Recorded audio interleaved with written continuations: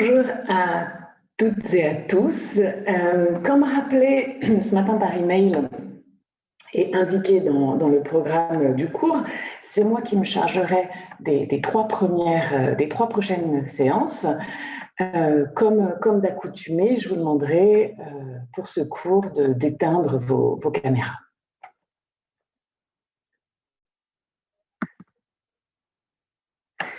Lors d'une précédente séance intitulée L'art du grand siècle, nous avons montré que le premier peintre du roi, je vous rappelle, il s'agissait de Charles Le Brun, qui avait en charge la décoration de Versailles, avait considéré que différentes manières pouvaient cohabiter dans la décoration du palais, et ainsi cette variété, créer une diversité, une variété des talents permettait d'éviter l'ennui, la monotonie dans la décoration. Après sa mort, en 1690, les artistes français qui avaient travaillé autour de lui, en sa compagnie ou sous ses ordres, vont se voir confrontés à la problématique suivante: comment s'inscrire dans une tradition tout en renouvelant la peinture française.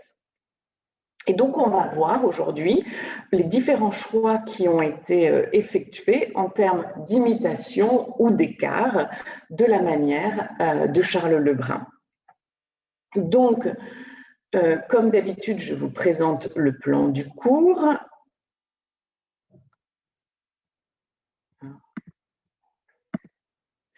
Dans une première partie, nous parlerons des modèles flamands. Ensuite, nous aborderons la question des séductions du coloris. Et enfin, nous parlerons des sculpteurs face à la nature. Et donc, on commence avec la question des modèles flamands. Comme beaucoup de peintres qui se sont intéressés à la peinture de Rubens, dont il a été question dans plusieurs cours précédents, j'aimerais commencer ici avec l'œuvre d'Antoine Coipel, et en particulier cette toile, cette crucifixion réalisée en 1692. Coipel est un peintre né au XVIIe siècle, donc en 1661. Il est fils et apprenti de son père, Noël Coipel, qui va l'accompagner à Rome, alors que ce dernier dirige l'Académie de France entre 1673 et 1675. Donc, Coipel est un peintre qui va très vite se fasciner pour les peintres vénitiens, bolonais, flamands, hollandais surtout, dont le langage chromatique et la touche visible semblent constituer des réponses efficaces aux enjeux d'une peinture contemporaine, à laquelle on demande de plus en plus, à la suite de Rubens, de cet intérêt pour la peinture de Rubens, de faire un effet puissant sur le spectateur. Et ça va être tout l'enjeu, si vous voulez, cette question de l'effet sur le spectateur, des œuvres dont nous allons parler aujourd'hui. Donc, il entre, notre peintre Antoine Coipel, à l'Académie royale de peinture et de sculpture en 1681, et il va orienter son œuvre sur une peinture assez didactique. C'est ce qu'on va voir à travers l'analyse de ce tableau, cette crucifixion, où chaque passion doit être traduite et permettre la lisibilité de la scène. Donc ici, le tableau montre la mort du Christ sur la croix. Vous pouvez vous rendre compte d'un coloris qui structure en grande partie le langage de la composition, et ou de forts contrastes chromatiques entre les zones claires et les zones sombres vont servir à structurer l'ensemble. La touche du peintre est assez apparente. Et ici, on peut rapprocher ce tableau de peintres vénitiens, bien sûr, mais aussi de modèles, des estampes de Rubens, et dont on sait que Coypel, comme beaucoup d'autres peintres au XVIIe siècle, a beaucoup étudié les œuvres. Et donc, ce qui rattache ce tableau tout particulièrement à un peintre comme Rubens, et la lumière, cette lumière jaune dorée dans laquelle tous les personnages, nombreux d'ailleurs, sont baignés, associés avec une gamme de couleurs rouge et brune. D'ailleurs, en parlant de ce rapprochement avec la peinture de Rubens, il est peut-être bon ici de spécifier que ce tableau avait été commandé pour le cabinet de Richelieu en 1692, et ce cabinet de Richelieu était lui-même composé de plusieurs tableaux de Rubens. D'ailleurs, le goût pour les peintres flamands, en particulier Rubens, est fortement lié au goût des collectionneurs. C'est vraiment une dimension à prendre en considération pour l'étude des œuvres du XVIIIe siècle. Toutefois, ce tableau s'en démarque aussi, se démarque du modèle de Rubens en cherchant, c'est ce que je vous disais un petit peu tout à l'heure, une clarté de composition et en insistant sur l'expression des passions qui sont des caractéristiques propres ou des solutions qui avaient été conseillées et adoptées par Charles Lebrun. Charles Lebrun, je vous le rappelle, qui, à la fin de sa carrière, avait établi une véritable grammaire des émotions formulée d'après le modèle du traité des passions de l'âme de René Descartes. Et donc, vous avez ici une gravure qui reprend ces différentes passions. D'ailleurs, rapprochons notre tableau d'un tableau de Charles Lebrun sur le même sujet. Donc, le tableau de Lebrun est celui en bas à droite. Et dans ce tableau, Lebrun fait preuve d'une grande clarté de composition, puisqu'il cherche à redonner les différentes parties du tableau et à permettre à l'œil de détailler l'ensemble de la surface du tableau. Donc, ces personnages, vous le voyez, sont regroupés essentiellement en 3 groupes. En bas à droite, la mère qui protège ses enfants. Au centre, le Christ sur la croix. Et en haut à gauche, le groupe avec la Vierge qui pleure son fils. Et cette composition va donner un mouvement au sujet, articulation narrative des différents éléments. Donc, ce mouvement qui s'inscrit sur cette diagonale. Et d'ailleurs, Coypel va reprendre aussi ce même souci d'une ordonnance narrative, en dépit de l'apparent désordre, ce désordre qui est savamment étudié évidemment. Comme chez Lebrun, il va utiliser cette diagonale traverse qui traverse sur la toile vers la gauche. Et c'est une diagonale, vous le voyez, je vais essayer de vous montrer avec la souris, qui commence avec la ligne du cercueil, qui conduit le regard vers la figure centrale du Christ avec Marie-Madeleine, et ensuite qui continue avec ces personnages que sont Marie et Saint-Jean. Et donc, on voit ainsi un souci d'un tableau qui doit être lisible comme un texte, donc une conception didactique, clarifiée de la peinture. D'ailleurs, il est peut-être ici intéressant, on a parlé de modèles comme de Poussin, mais on peut aussi rapprocher ce tableau d'un autre peintre, Nicolas Poussin. Alors ici, je vous présente à l'écran à droite un dessin préparatoire pour l'œuvre de Coypel. Vous pouvez voir différents points communs avec la composition finale. Et il est intéressant de rapprocher donc ce dessin préparatoire avec un tableau de Poussin qui nous est aujourd'hui connu que par la gravure, c'est ce que je présente ici en bas du slide, et qui représente le Christ en croix entre les deux larrons. Et on retrouve ce même personnage du cavalier représenté de dos, armé de sa lance.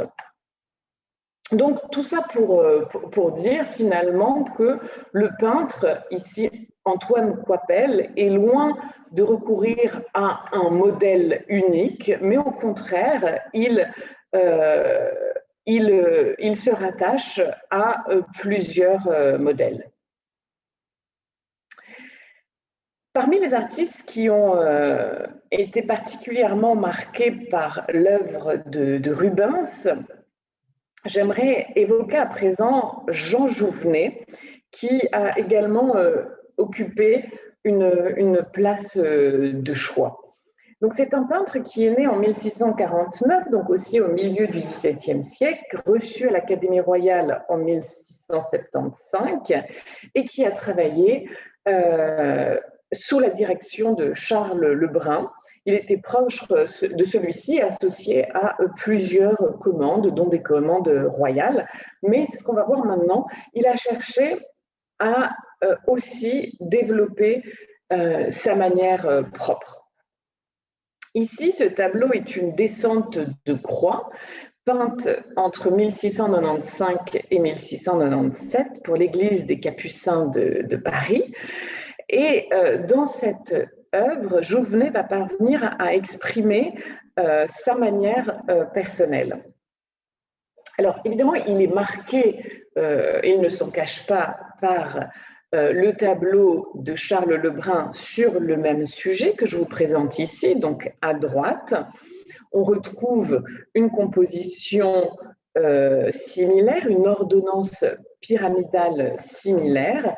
On peut faire des rapprochements également dans la distribution des figures et aussi dans la façon de représenter l'expression, de donner une importance à l'expression des passions.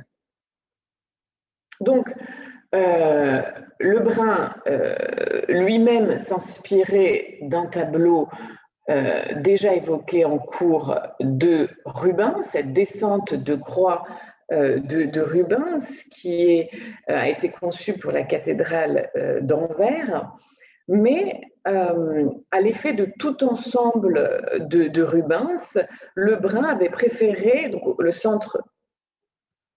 Madame, je suis vraiment désolée de vous couper, mais on voit des traits gris qui apparaissent sur votre écran et on ne peut pas lire les légendes et certaines images sont coupées. Alors attendez, je vais essayer de repartager mon écran. Alors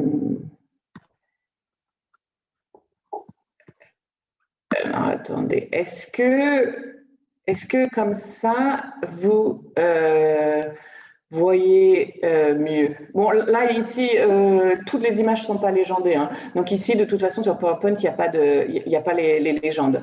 Donc, mais est-ce que vous voyez toujours cette barre grise? Oui. Alors, attendez, comment annuler ça? Et là? Elle est toujours là. Je vais essayer de repartager l'écran.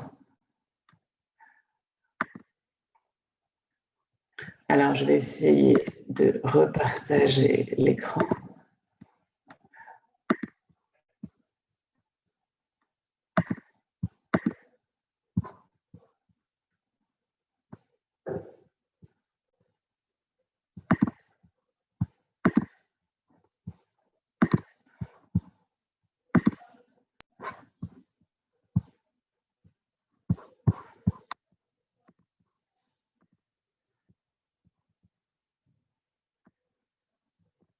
Alors, est-ce que ça va mieux? Est-ce que vous arrivez à voir les images? Oui. Ok, parfait. Alors, je vais continuer comme ça. Et donc, Lebrun a préféré une composition beaucoup plus ordonnée qui lui permettait d'individualiser les passions. Jouvenet, dans son traitement du coloris, se rapproche davantage de Rubens, également dans le sens monumental de la forme, la puissance des musculatures. Et au contraire de Charles Lebrun, pour qui les convenances, pour des raisons de convenance, avaient représenté le corps du Christ de manière glorieuse, qui était le pivot de la composition. Il est, si vous voulez, héroïsé. Et au contraire, Jouvenet, donc, en cela se démarquer du modèle de Charles Le Brun, va insister, va choisir une position différente pour le Christ et insister sur la dimension pathétique de la scène en représentant en présentant au regard un corps plutôt ressemblant, plus vraisemblable si vous voulez, ressemblant plus à un cadavre, dont la rigidité et la pesanteur sont davantage mises en relief, un peu probablement sur le modèle de celui de Rubens. De même,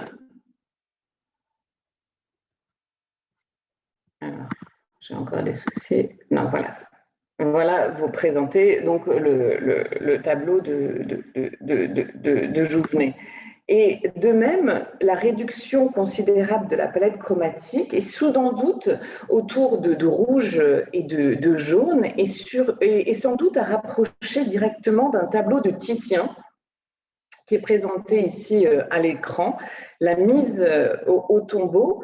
On retrouve d'ailleurs ce tableau pouvait être visible puisqu'il était dans les collections conservées dans les collections royales, et c'est un tableau qui a fait l'objet d'une conférence à l'Académie royale de peinture et de sculpture précisément en 1667.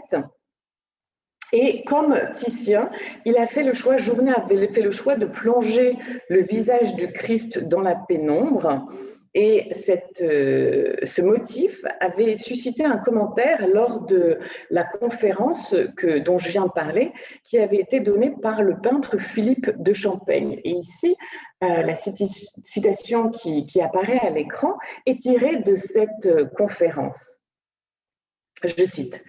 « Le Titien a supposé que l'ombre d'un de ceux qui portent ce corps en couvre une partie, et particulièrement le visage, afin de faire fuir la tête et avancer les jambes pour imprimer davantage sur ce corps les marques de la mort, dont l'ombre et les ténèbres sont une véritable image, et pour faire en sorte que dans l'obscurité des couleurs, on y vit moins la face adorable du Sauveur du monde, qui ne paraît plus avec ses beautés, qui le faisait considérer durant sa vie comme le plus beau de tous les hommes. » Donc, pour Jouvenet, clairement, la maîtrise du coloris et les effets visuels vont primer sur l'expression particulière des passions dans ce tableau, tout du moins. Donc, on a vu qu'il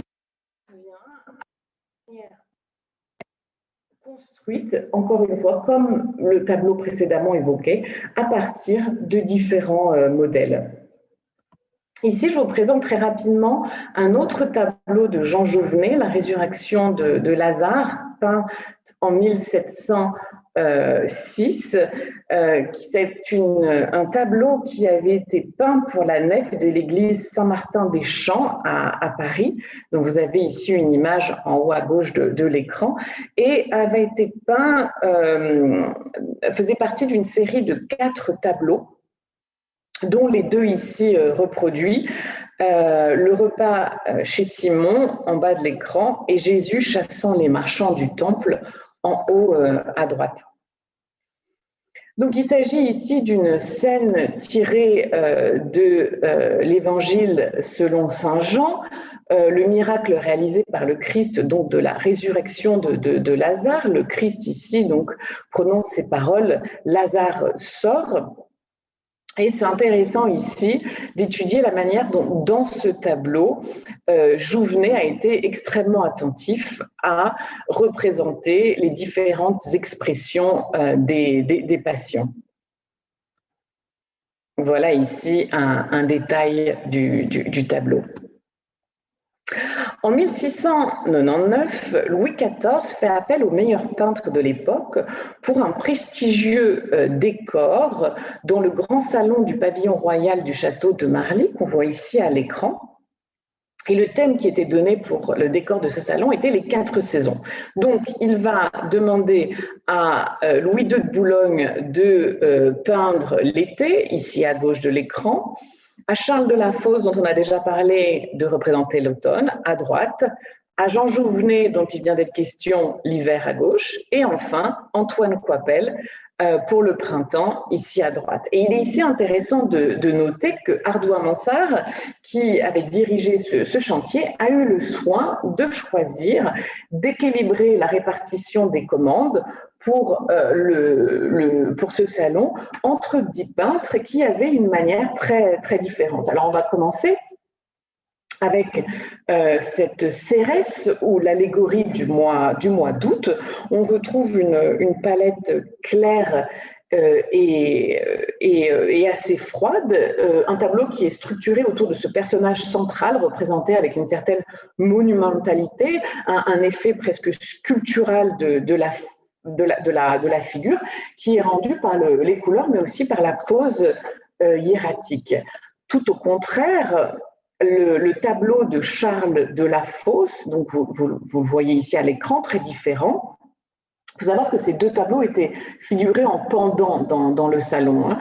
Et il s'agit ici de l'allégorie de l'automne, qui est un hymne au colorisme, donc une palette très resserrée, des tonalités chaudes, autour d'une harmonie de rose, de brun, une lumière, encore une fois, qui évoque la peinture vénitienne, cette lumière dorée, qui apporte une harmonie à l'ensemble. On peut évoquer également la touche, qui est assez large et grasse, et une modulation, une attention portée aux modulations et aux accords de couleurs, beaucoup plus qu'au contour. Donc, c'est vraiment ce qu'on appelle une peinture coloriste.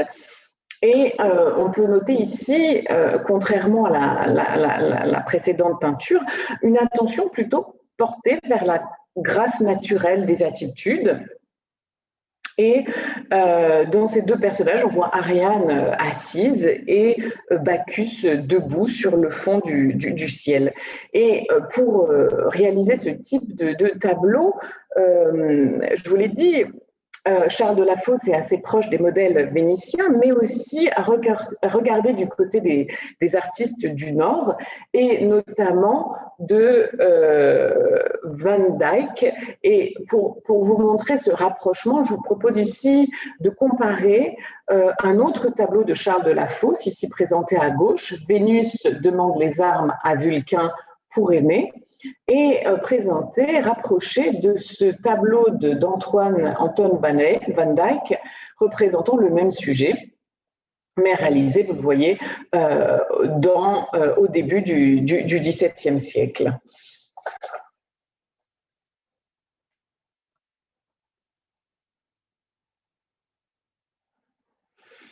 Un certain nombre de peintres qui ont suivi cette tendance esthétique, c'est-à-dire à se rapprocher des peintures de l'esthétique du Nord, ont amené à renouveler le contenant, mais aussi le contenu des œuvres. Et on va voir se créer au XVIIIe siècle des sujets nouveaux. Et c'est notamment le cas ici avec Antoine Watteau, né à Valenciennes, qui a aussi été marqué par l'influence de la culture flamande, et qui va accéder à une notoriété importante grâce à une haute maîtrise technique. Ces modèles sont appréciés à l'époque, et notamment grâce à sa touche, une touche, on va le voir, assez apparente, une gamme chromatique, encore une fois, réduite. Et souvent, dans ses peintures, il fait hommage à la peinture hollandaise, notamment à Rubens, et c'est ce qu'on va voir dans quelques instants. Et il va inventer, ce que je disais, un sujet nouveau qu'on va appeler la fête galante. C'est le cas ici, notamment dans ce tableau qui a été appelé par la suite fête vénitienne, où on peut remarquer cette touche apparente, la réduction du nombre de figures et la gamme chromatique, qui sont donc des renvois aussi, encore une fois, directs à la peinture flamande. Et le sujet est un sujet donc qu'on nomme fête galante, qui ne raconte rien finalement, qui se place entre le monde du théâtre, de la mode, de la littérature pastorale. Et si vous voulez, ce type de sujet qui représente des scènes d'extérieur, représentant des moments de convivialité entre des personnages de la haute société, qui réfèrent à des scènes de plaisir dans un espace naturel, dominé par des valeurs de jouissance. Un autre tableau qualifié également de fête galante est ce pèlerinage à l'île de Cythère, peint par Antoine Watteau en 1717.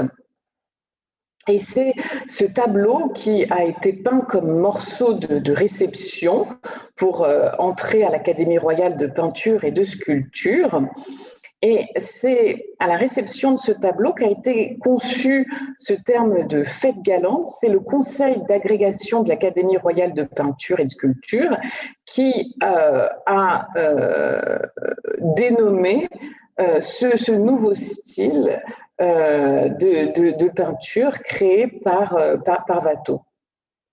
Et donc, cette appellation inédite désigne encore une fois ce type de groupe de personnages mis en valeur dans la nature ou dans un jardin, à la campagne, dans des situations de divertissement ou de rencontres amoureuses.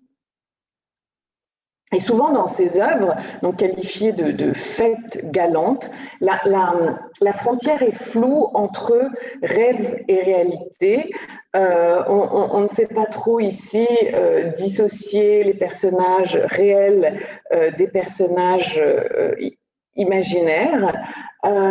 Cet effet est rendu notamment par la touche vaporeuse de l'artiste, qui sert aussi bien à traiter les personnages, mais aussi, et peut-être surtout, la nature, qui prend une place assez importante dans les compositions. Un dernier tableau d'Antoine Watteau que j'aimerais vous présenter ici est l'enseigne de Gersaint, peint en 1720, qui a été considéré par beaucoup par beaucoup d'historiens de l'art comme le manifeste, ou plutôt le testament du peintre. Peu avant sa mort, le tableau devait servir de panneau. Il a été peint peu avant la mort de l'artiste. Et au départ, il était destiné à servir de panneau publicitaire à l'entrée d'une boutique d'Aimé François Gersaint, qui était ami du peintre. Et donc, oui, on voit représenter ici l'intérieur d'une boutique avec des clients, des vendeurs. Alors évidemment, il s'agit d'une vision non réelle, plutôt une vision idéale d'une boutique qui décrit la culture des collectionneurs parisiens qui, je vous le disais tout à l'heure, c'est ces collectionneurs qui appréciaient de plus en plus les tableaux flamands, mais aussi vénitiens. Et il est ici intéressant de remarquer sur la droite de la composition figure un chien sur les pavés, qui est une référence directe à Rubens, une citation, ce qu'on appelle une citation. Ce chien qu'on retrouve dans ce tableau de Rubens, figurant le couronnement de Marie de Médicis. Et vous voyez ici ce chien représenté à droite de la composition. Donc, c'est un tableau dont ici, je vous propose un détail qui représente le plaisir de la contemplation, qui valorise un plaisir simple et immédiat. Il s'agit de regarder la peinture pour ce qu'elle est plutôt que pour ce qu'elle pourrait représenter. Et c'est avant tout la sensualité de la touche qui importe, et cet aspect est rendu et figuré notamment grâce à ce personnage, cet amateur, ainsi que sa compagne, qui regarde au plus près de la toile pour apprécier la touche. Et donc, c'est cette immédiateté du regard qui s'oppose à une appréciation plus intellectuelle et moins directe du connaisseur. Donc, ici, un tableau qui prône un art plaisant plutôt que savant. Et donc, Watteau, ainsi, en créant ce genre dont je vous ai parlé, les fêtes galantes, va fixer des conventions propres à un certain type de peinture qui vont être reprises par des suiveurs, dont j'aimerais ici vous proposer deux exemples.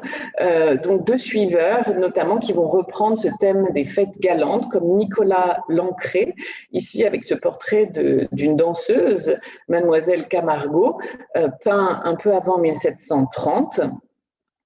Et cet autre suiveur, le seul élève d'ailleurs de Watteau, Jean-Baptiste Pater, qui peint entre 1730 et 1735 ce tableau qu'on peut aussi qualifier de fête galante.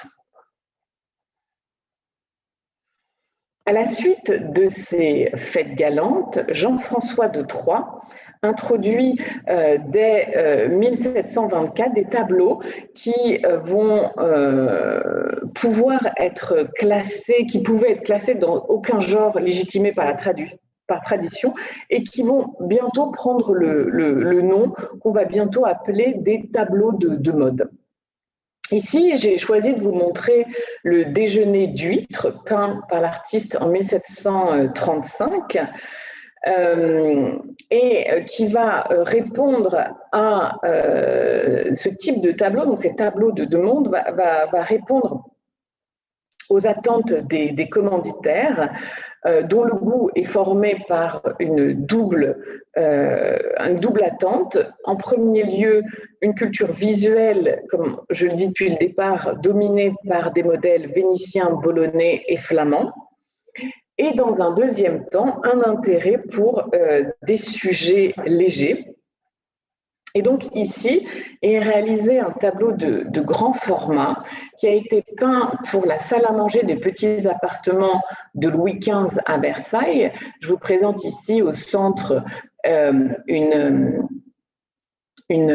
plan du château de Versailles pour vous montrer un peu où se situent ces petits appartements qui s'étaient situés autour de la cour des Serres, dont vous voyez ici plusieurs clichés, et la salle à manger dont il est question était ici, là où je pointe ma souris. Ces deux fenêtres correspondaient à cette salle à manger. Et ce tableau, ce déjeuner de jambon était ce déjeuner autour d'un plateau d'huîtres, présenté en pendant avec une autre scène de déjeuner, aussi de grand format, peint cette fois par Nicolas Lancret, présenté ici à droite du slide. Et ces deux tableaux étaient intégrés dans les boiseries de la salle à manger. Alors ce thème du repas, pour le coup, n'était pas complètement inédit. Il était courant dans la peinture flamande. Et citons un seul exemple mis en parallèle avec notre tableau de Troyes. À droite ici, c'est un tableau conservé au Louvre du peintre Jan Steen, qui représente encore une fois des convives attablés autour d'un repas. Alors pour notre tableau ici, toute l'action se déroule autour d'un événement, l'envol d'un bouchon de champagne.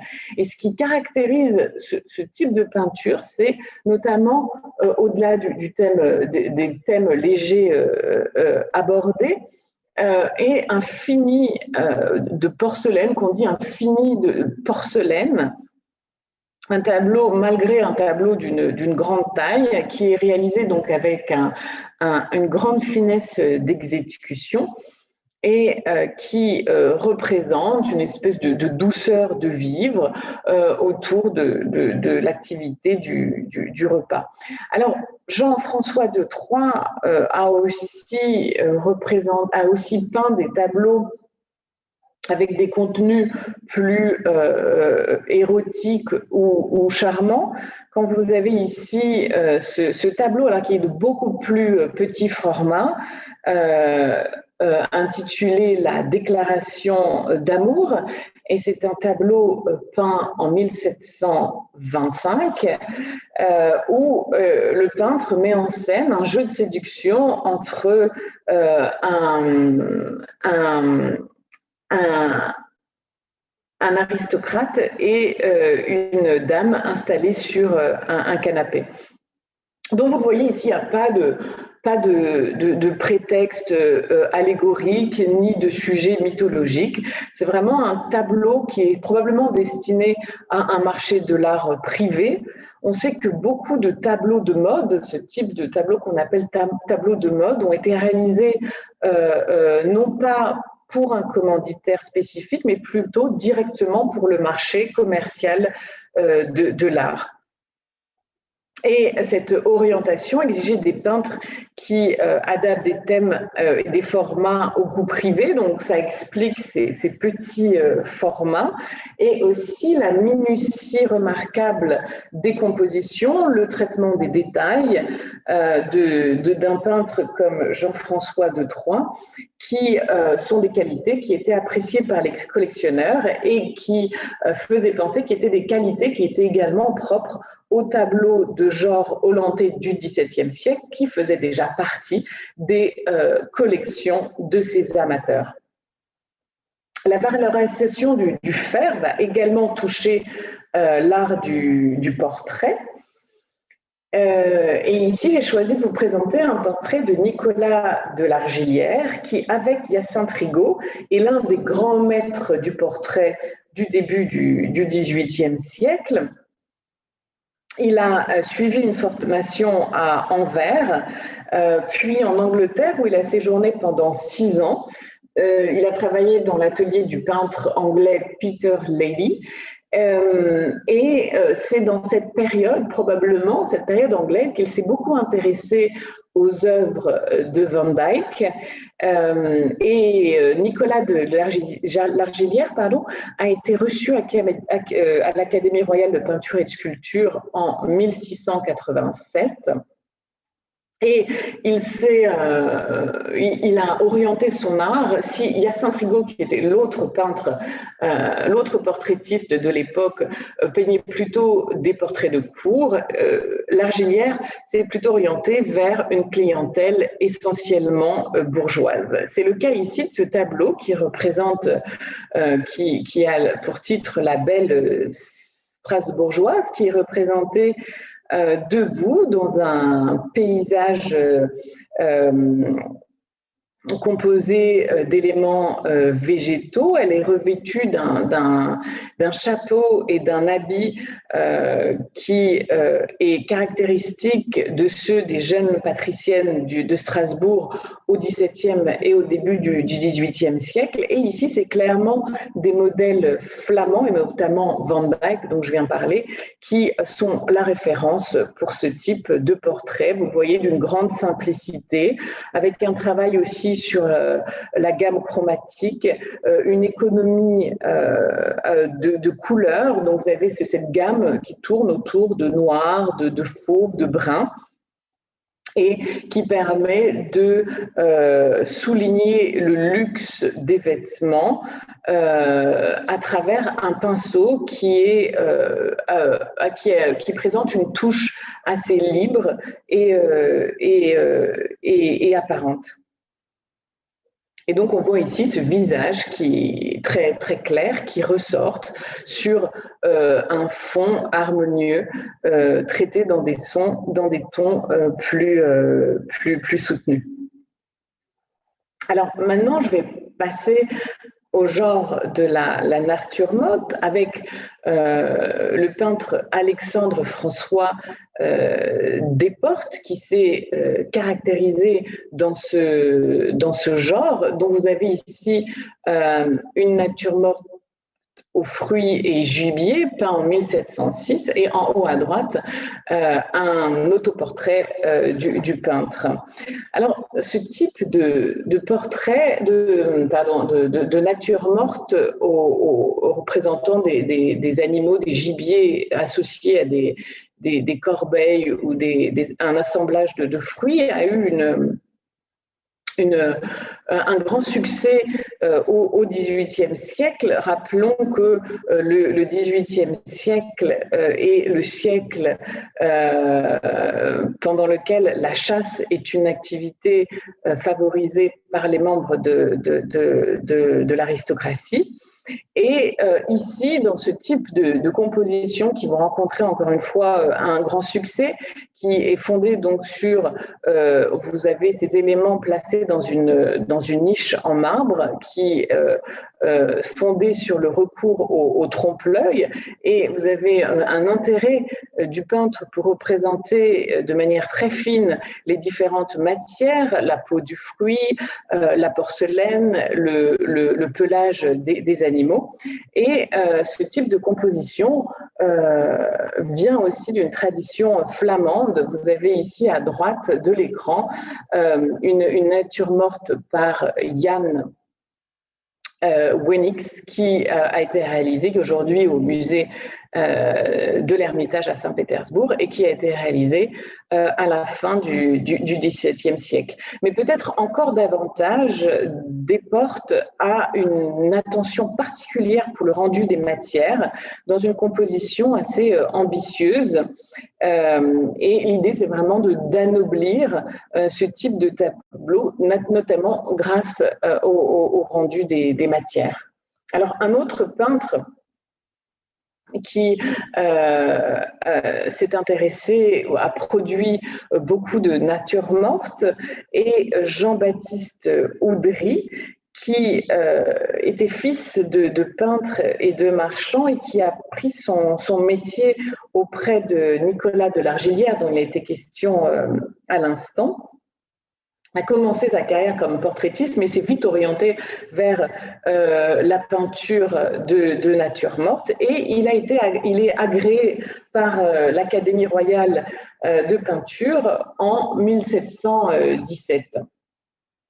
Et donc, il va vite acquérir une solide réputation dans le domaine de la peinture animalière, et reçoit de nombreuses commandes royales. Et ici, j'aimerais m'arrêter quelques instants sur une conférence qu'il a donnée à l'Académie, qu'il a prononcée à l'Académie royale de peinture et de sculpture le 7 juin 1749. La conférence était intitulée « Réflexion sur la manière d'étudier la couleur en comparant les objets les uns avec les autres ». Donc, je cite. « Pour mieux comprendre, je reprends. Pour vous mieux inculquer ces principes, je vais me servir d'un exemple. Je suppose que vous vouliez peindre seul, sur une toile, un vase d'argent. L'idée générale qu'on se fait de la couleur d'argent est qu'elle est blanche. Mais pour rendre ce métal dans son vrai, il faut déterminer ce blanc juste qui lui est propre en particulier. Et comment déterminer cela? Le voici. C'est en mettant auprès de notre vase d'argent plusieurs objets d'autres blancs, comme linge, papier, satin, porcelaine. Ces différents blancs vous feront évaluer le ton précis du blanc qu'il vous faut pour rendre votre vase d'argent, parce que vous connaîtrez par la comparaison que les teintes de l'un de ces objets blancs ne seront jamais celles des autres, et vous éviterez les fausses teintes que sont celles que vous courez risquer d'employer toujours. Ce point d'intelligence est un de ceux que les peintres flamands ont fait valoir avec le plus de succès et qui a de tout temps donné à leur ouvrage cette justesse de ton que nous admirons avec tant de plaisir. Donc ici, j'ai choisi de vous faire part de cette citation un peu longue, notamment pour la référence qu'il fait à la peinture flamande, dont il dit que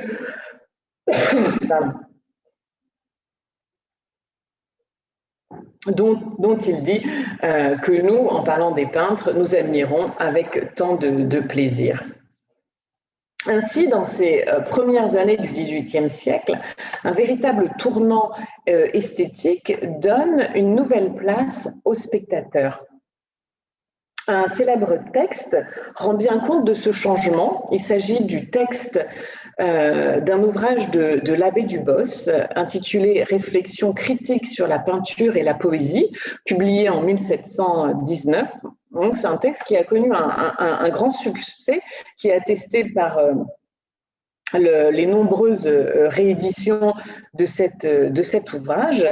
Et dans cette œuvre, l'auteur écrit sur l'art avec une position d'extériorité, puisqu'il n'est pas lui-même un artiste, il s'agit de l'abbé Dubos, et c'est cette position qui correspond à la nouvelle place du spectateur.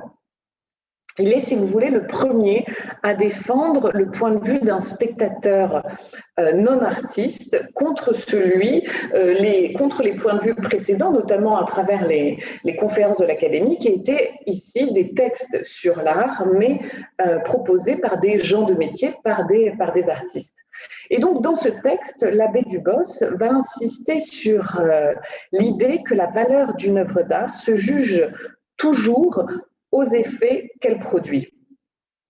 Alors, en effet, depuis Alberti, dont on a étudié les textes en séminaire et lors des premières séances, correspond à une vision humaniste de l'art, l'œuvre d'art était composée comme une œuvre littéraire et traitée à l'aide de moyens de rhétorique tels qu'elles avaient été définies par Cicéron, c'est-à-dire enseigner, plaire, émouvoir. C'était des œuvres d'art, si vous voulez, l'idée c'était d'évaluer l'œuvre d'art à la valeur d'un texte. Or, ce modèle n'est plus du tout valable au XVIIIe siècle.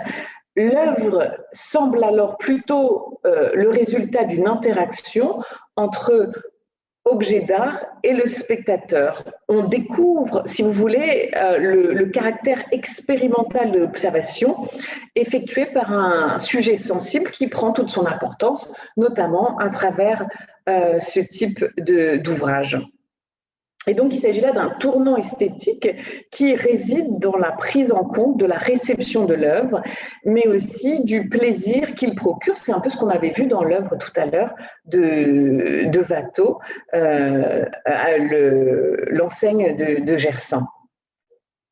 Et l'œuvre de Chardin va rendre parfaitement compte de cet art qui prend en compte l'effet produit par le spectateur.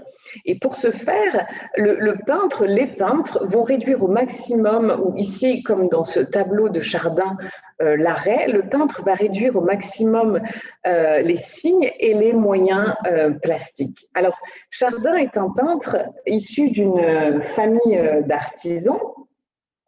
Il a une culture flamande et hollandaise très forte, encore une fois. C'est le thème de cette première partie. Et alors qu'il était jeune artiste, il s'intéresse aux tableaux de ses contemporains, les Coypel notamment, dont on a déjà parlé, mais aussi aux œuvres d'un peintre comme Watteau. Et surtout, il s'intéresse à la nature qui va être au centre de ses préoccupations et surtout pour un art fondé sur la simplicité. Alors, le tableau que je vous propose ici, j'aurais pu en choisir plusieurs évidemment, mais le tableau, celui-ci donc est l'arrêt, peint entre 1726 et 1725 et 26, pardon, qui a été présenté au Salon de la Jeunesse en 1728 en pendant avec une autre œuvre qui est intitulé Le buffet, que vous voyez ici représenté à droite de l'écran. Et vous avez ici donc présenté deux œuvres assez complémentaires dans le sens où les tailles sont différentes et au niveau du traitement de la couleur, et surtout on a un peu l'impression à gauche avec l'arrêt d'une toile où le désordre règne, alors que le buffet est plus le dîner, le buffet organisé est plus est composé avec plus d'ordre. Donc ici, je vais m'intéresser à ce tableau de Chardin qui interpelle le regard du spectateur. Le sujet est ici le support à la recherche picturale, un exercice de style. Le tableau est plutôt un exercice de style sur la lumière, sur les reflets, sur les textures. Le peintre utilise un coloris très resserré, vous pouvez vous en rendre compte ici à l'image, une forte simplification, et soit choisi, vous voyez, un sujet assez ordinaire. Il s'agit d'un jeu sur le désordre sur cet établi de cuisine, comme un peu une tranche de vie. Et c'est un tableau qui va être réexposé en 1768 au Salon. Et c'est lors de ce salon de 63, pas 68, en 1763, que Diderot fait un commentaire dans ses salons. Et je vais ici laisser la parole à Diderot et vous, avec un enregistrement, vous faire part des commentaires de Diderot. Alors, il s'agit de commentaires donc, au salon de 1663, fait, donc lu ici, vous allez voir, par un acteur, fait à propos de l'arrêt présenté à droite et de cet autre tableau que j'ai mis à l'écran pour que vous puissiez situer de quoi il retourne. Donc, je lance le fichier audio. Chardin, c'est celui-ci qui est un peintre. C'est celui-ci qui est un coloriste. Il y a au salon plusieurs petits tableaux de Chardin. Ils représentent presque tous des fruits avec les accessoires d'un repas. C'est la nature même. Les objets sont hors de la toile et d'une vérité à tromper les yeux. Celui qu'on voit en montant l'escalier mérite surtout l'attention. L'artiste a placé sur une table un vase de vieille porcelaine de la Chine, 2 biscuits, un bocal rempli d'olives, une corbeille de fruits, 2 verres à moitié pleins de vin, une bigarade avec un pâté. Pour regarder les tableaux des autres, il semble que j'ai besoin de me faire des yeux. Pour voir ceux de Chardin, je n'ai qu'à garder ceux que la nature m'a donnés et m'en bien servir. Oh, Chardin! Ce n'est pas du blanc, du rouge, du noir que tu broies sur ta palette, c'est la substance même des objets. C'est l'air et la lumière que tu prends à la pointe de ton pinceau et que tu attaches sur la toile. Après que mon enfant aurait copié et recopié ce morceau, je le couperai sur la raie dépouillée du même maître. L'objet est dégoûtant, mais c'est la chair même du poisson, c'est sa peau, c'est son sang. L'aspect même de la chose n'affecterait pas autrement. Monsieur Pierre, regardez bien ce morceau quand vous irez à l'Académie et apprenez, si vous pouvez, le secret de sauver par le talent le dégoût de certaines natures. On n'entend rien à cette magie. Ce sont des couches épaisses de couleurs appliquées les unes sur les autres et dont l'effet transpire de dessous en dessus. D'autres fois, on dirait que c'est une vapeur qu'on a soufflée sur la toile. Ailleurs, une écume légère qu'on y a jetée. Rubens, Berghem, Greuze, Loutherbourg vous expliqueraient ce faire bien mieux que moi. Tous en feront sentir l'effet à vos yeux. Approchez-vous, tout se brouille, s'aplatit et disparaît. Éloignez-vous, tout se recrée et se reproduit. Donc, L'analyse qu'en donne Diderot est très fine. Il dit, je cite son texte, « L'objet est dégoûtant, mais c'est la chair même du poisson, c'est la peau, c'est son sang, sa substance même. » On voit ici que le modèle du peintre est la nature même, à l'opposé de peintres comme Coypel, dont on a déjà parlé, qui avait proposé une artificialisation de la peinture. Ici, l'idée est de revenir à la nature. Diderot insiste aussi sur la dimension prosaïque, si ce n'est désagréable du tableau. Il explique que c'est une chose, il s'agit en fait d'une belle représentation, d'une chose dégoûtante. On a ici, si vous voulez, une séparation entre le contenu et la forme. On est ici pour apprécier la peinture même et non pas le sujet qu'elle représente. Et dans ce texte de Diderot également, il met l'accent sur la dimension, sur la valorisation de la magie. Il parle d'une vapeur qu'on a soufflée sur la toile, reculée, tout se reconstruit. Il insiste vraiment sur la dimension matérielle de la peinture autour du coloris, un texte vraiment qui insiste sur la construction autour du coloris et sur la matérialité de la toile. Donc, encore une fois, l'idée n'est pas d'admirer le sujet, qui parle d'un sujet dégoûtant, mais le tableau devient l'œuvre d'art en soi, une valorisation du travail du peintre et, encore une fois, de l'effet produit sur le spectateur. Et cette idée de l'importance de l'effet est traduite aussi au moment lorsque Diderot dit « Approchez-vous, tout se brouille, s'aplatit et disparaît. Éloignez-vous, tout se recrée, se reproduit. » Il y a vraiment cette idée de percevoir, de sentir une œuvre, de vivre avec elle, de la co-fabriquer. Cette idée, si vous voulez, que l'œuvre est fabriquée par le regard du spectateur. D'où l'importance de percevoir, sentir une œuvre. C'est participer, encore une fois, à sa fabrication, à sa refabrication.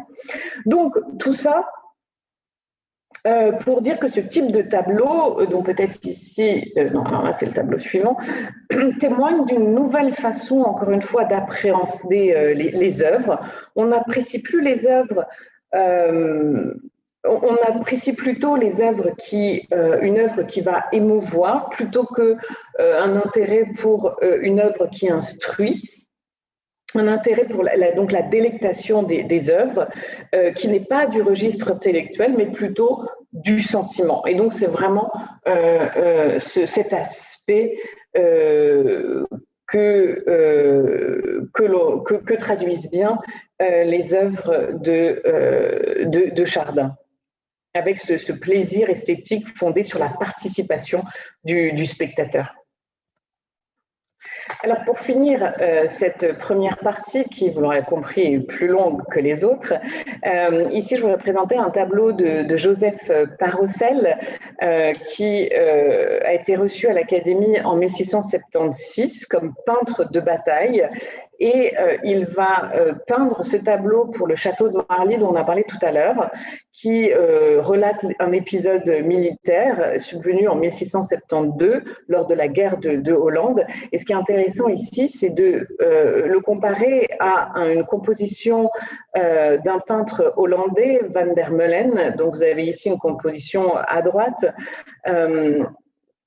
Et il adapte, donc les deux peintres adaptent, ou plutôt Parocel, après Van der Meulen, adopte une mise en page topographique où le roi et ses proches se tiennent au premier rang, surélevés sur une colline, avec en second plan la bataille. Alors, autant à droite, chez Van der Meulen, on a une précision toute flamande dans les détails, vraiment un souci de décrire chaque détail, alors que dans la version de Parocel, on a un style beaucoup plus libre, vigoureux, une touche plus épaisse, une palette resserrée autour de tons bruns. Et vous avez ici, je vous présente ici une étude préparatoire pour ce tableau qui est très caractéristique aussi de cette technique, caractérisée encore une fois par la liberté de la touche, de l'expression, beaucoup plus emportée que la précision de Van der Meulen. Donc, cette manière permet de traduire l'idée du mouvement, l'agitation, la dissymétrie, qui rend au spectateur l'idée de l'atmosphère de la bataille. Donc, pour conclure sur cette première partie, émerge donc petit à petit un art sensible à l'opinion du public qui était dominé encore une fois par des amateurs qui avaient un penchant tout particulier pour la peinture du Nord. Et tous ces peintres dont j'ai parlé jusqu'à présent, Jean Jouvenet, Charles de la Fosse, Parocel, Boulogne, Coipel, etc., la question du coloris va devenir un enjeu central dans leur travail. Et donc, dans cette...